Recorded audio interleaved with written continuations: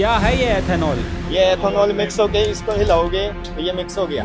और क्यों सरकार इसको हमारी गाड़ी में जबरदस्ती डलवा रही है? ये मर्सिडीज हमारे पास आई है जिसमें इथेनॉल ब्लेंडिंग की वजह से इसका जो टैंक है वो चोक हो गया है। जब लोग चीख चीख कर कह रहे हैं कि ये हमारी गाड़ियों का माइलेज खा रहा है, इंजन को अंदर ही अंदर बर्बाद कर रहा है, लेकिन इसके बावजूद पहले E20 फिर E85 और अब सीधे E100 को हरी झंडी दे दी गई है। मेरी गाड़ी की माइलेज पहले 12 की थी, वो कम होकर 9.5 की माइलेज हो गई है। आखिर इसके पीछे सरकार का असली मकसद क्या है? क्या ये किसी बड़े उद्योगपति या मंत्री के फायदे का सौदा है, या फिर देश की करोड़ों गाड़ियों की सच में लंका लगने वाली है? आइए पर्दों को खोलते हैं और समझते हैं इस एथेनॉल का पूरा सच आज की इस खास वीडियो में।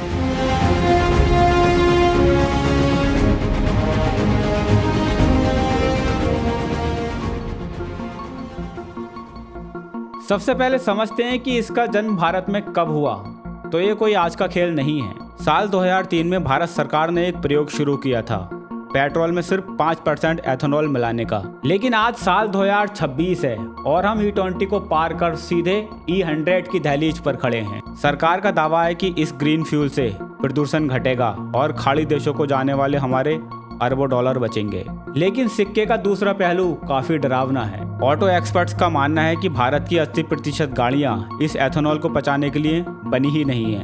गैराजों में ऐसी गाड़ियों की लाइनें लगी हैं जिनके फ्यूल पंप जाम हो चुके हैं, पाइप गल रहे हैं और माइलेज काफी हद तक गिर चुका है। तो फिर जनता के इस नुकसान को नजरअंदाज क्यों किया जा रहा है? क्या ये वाकई पर्यावरण की जंग है या फिर इसके पीछे अरबों रुपए की उस शुगर लॉबी का सिंडिकेट है? तो सबसे पहले ये समझते हैं कि आखिर ये एथेनॉल क्या है और इसको कैसे बनाया जाता है। आसान भाषा में कहें तो एथेनॉल और कुछ नहीं है बल्कि एक तरह का प्योर अल्कोहल है, यानी वही अल्कोहल जो शराब में पाया जाता है।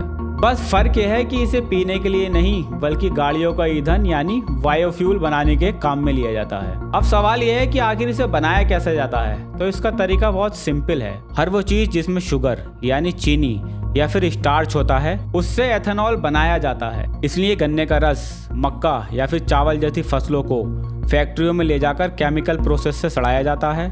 सड़ने के बाद जो लिक्विड बनता है उससे रिफाइन करके एकदम प्योर अल्कोहल तैयार किया जाता है। हमारे देश में गन्ने की फसल इसलिए सबसे ज़्यादा बेस्ट है क्योंकि गन्ने से सबसे ज़्यादा शुगर मिलती है। साथ ही हमारे देश में चावल और मक्के की खेती भी बहुत बड़ी मात्रा में होती है। तो इसका सबसे बड़ा फायदा ये होता है कि जो अनाज गोदामों में पड़े पड़े खराब या फिर सड़ जाता है उसे फेंकने के बजाय सीधे फैक्ट्रियों में एथेनॉल बनाने के काम में लिया जाता है। अब सवाल उठता है कि सरकार इतनी हड़बड़ी में क्यों है और वो क्यों हमारी गाड़ियों में इसको डलवाने के लिए बेताब है? पहला और सबसे बड़ा कारण है पैसा।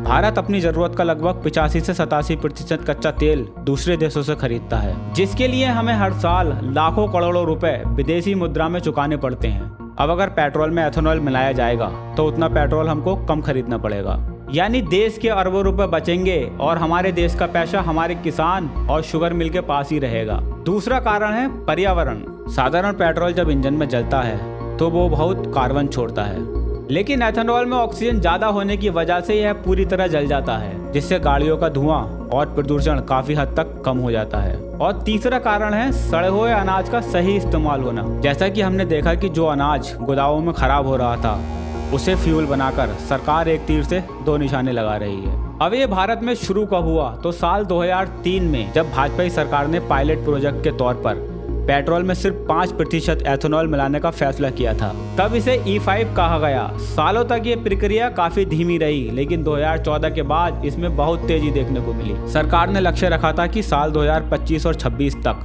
देश में E20 यानी 20% एथेनॉल ब्लेंडिंग को पूरी तरह लागू कर दिया जाएगा। आज साल 2026 में सरकार इस 20% के टारगेट को लगभग पूरा कर चुकी है। देश के अधिकांश पेट्रोल पंपों पर आज जो पेट्रोल हमको मिल रहा है वो पेट्रोल नॉर्मल नहीं बल्कि E20 फ्यूल ही है।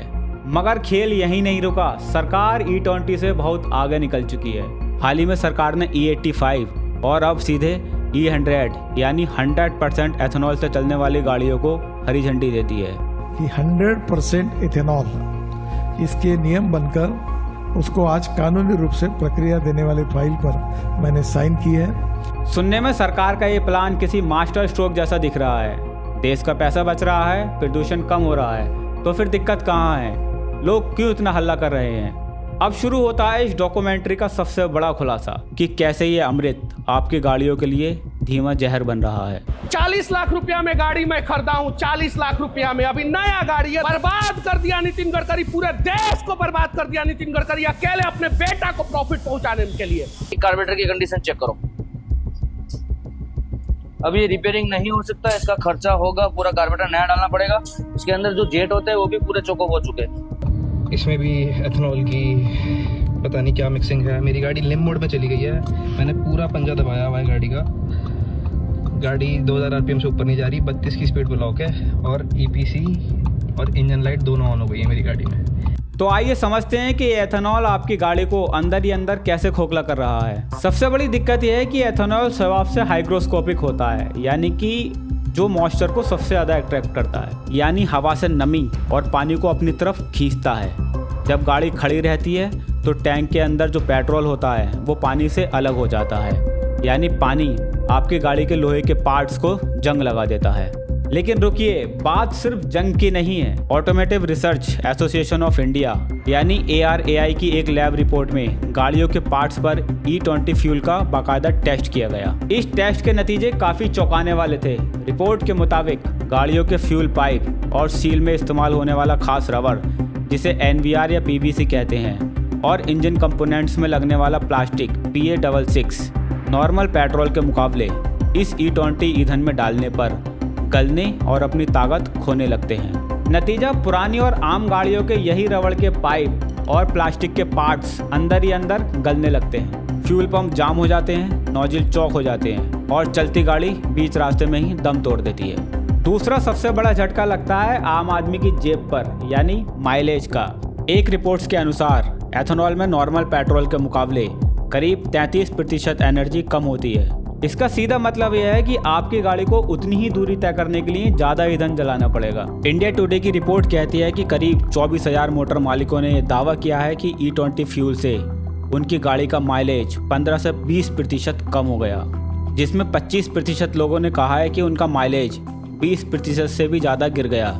7% लोगों का मानना है कि गिरावट 15 से 20% के बीच है, जबकि 13% लोगों ने माइलेज में 10 से 15% के बीच कमी दर्ज की है। मतलब जो गाड़ी पहले 50 का माइलेज देती थी वो अब 40 या उससे भी नीचे का माइलेज दे रही है। लोग परेशान हैं। एक तरफ पेट्रोल के दाम कम नहीं हो रहे और दूसरी तरफ मिक्सिंग की वजह से गाड़ी का एवरेज भी गिरता जा रहा है, यानी जनता दोहरी मार झेल रही है। लेकिन रुकिए, इस खेल का सबसे भयानक सच तो अभी बाकी है, जो आपकी गाड़ियों से निकलकर सीधे आपके पीने के पानी पर हमला कर रहा है। आज एक्सपर्ट्स एक बहुत बड़ी चेतावनी दे रहे हैं कि ये एथेनॉल का अंधाधुंध प्रोडक्शन देश को भयानक जल संकट की तरफ धकेल रहा है। अब आप सोचेंगे कि ईंधन बनाने से पानी का क्या कनेक्शन, तो कनेक्शन बहुत गहरा है। जैसा कि हमने पहले देखा कि भारत में एथेनॉल बनाने के लिए सबसे ज़्यादा इस्तेमाल गन्ने का होता है और गन्ना हमारे देश की सबसे ज़्यादा पानी सोखने वाली फसल है। नीति आयोग की रिपोर्ट्स के अनुसार सिर्फ 1 लीटर एथेनॉल बनाने में करीब 2800 लीटर पानी खर्च होता है, यानी जिस देश के कई राज्य पहले से ही भयंकर सूखे और ग्राउंड वाटर की कमी से जूझ रहे हैं, वहीं गाड़ियों को चलाने के लिए अब लाखों करोड़ों लीटर पानी गन्ने के खेतों में बहाया जा रहा है। नीति आयोग की रिपोर्ट्स भी इस बात पर चिंता जता चुकी है, यानी गाड़ियों के टैंकर भरवाने के चक्कर में इंसानों के पानी पीने के लाले पड़ गए, तो हम इस तथाकथित आत्मनिर्भरता का क्या करेंगे। अब जरा इस खेल का पूरा गणित समझिए, जो आपकी जेब को सीधा चोट पहुंचा रहा है। आज पेट्रोल पंप पर जो हमको पेट्रोल मिल रहा है उसकी कीमत लगभग 95 से 100 रुपये प्रति लीटर है। PIB की रिपोर्ट्स कहती है कि फैक्ट्रियों में एथेनॉल की कीमत सिर्फ 55 से 60 रुपये प्रति लीटर बैठती है, यानी सरकार सस्ते एथेनॉल को आपको पेट्रोल के भाव में बेच रही है। दूसरी चीज और, सोशल मीडिया पर एक बहस छिड़ी हुई है कि एथेनॉल से गडकरी जी का क्या कनेक्शन है। तो आइए इस पूरे गणित को भी समझते हैं। मानस एग्रो इंडस्ट्रीज और सियान एग्रो इंडस्ट्रीज, इन दोनों कंपनियों को खुद नितिन गडकरी के 2 बेटे सारंग गडकरी और निखिल गडकरी चलाते हैं। सारंग गडकरी का मानस ग्रुप 2022 तक ही 2 करोड़ लीटर एथेनॉल बना रहा था।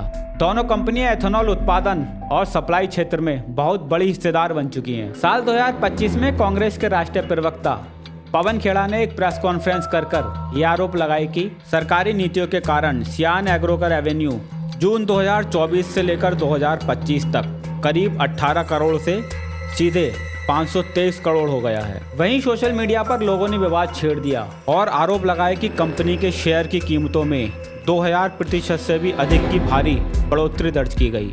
4 सितंबर 2025 को विपक्ष ने आधिकारिक तौर पर यही सवाल उठाया था कि जब इस पूरी पॉलिसी से आम जनता परेशान है तो ठीक उसी समय नितिन गडकरी के बेटे की कंपनी 18 करोड़ से सीधे 523 करोड़ तक कैसे पहुंच गई। ये आंकड़े सोचने पर मजबूर करते हैं कि अब वाकई पर्यावरण को बचाने की मुहिम है या फिर इसके पीछे कोई बड़ा खेल चल रहा है। यानी सीधे शब्दों में कहें तो एक तरफ बड़ी कंपनियों का मुनाफा बढ़ रहा है तो दूसरी तरफ इसकी कीमत देश की जनता चुका रही है। साल 2018 में खुद नितिन गडकरी जी ने कहा था कि इथेनॉल ब्लेंडिंग से पेट्रोल की कीमतें घटकर 55 रुपये प्रति लीटर तक आ जाएंगी। विपक्ष का सीधा सवाल है कि जब नीति के मुताबिक एथेनॉल का सरकारी रेट सिर्फ 57 रुपये प्रति लीटर है तो 20% ब्लेंडिंग होने के बाद भी जनता को वो पेट्रोल 95 से 100 रुपये लीटर क्यों मिल रहा है। अब सोचने वाली बात यह है कि जिस एथेनॉल को पर्यावरण और आत्मनिर्भरता के नाम पर प्रमोट किया गया वो आज आम जनता के लिए माइलेज का नुकसान और भारी मेंटेनेंस लेकर आया है। आज के लिए सिर्फ इतना ही, फिर मिलते हैं किसी और मुद्दे के साथ। जय हिंद।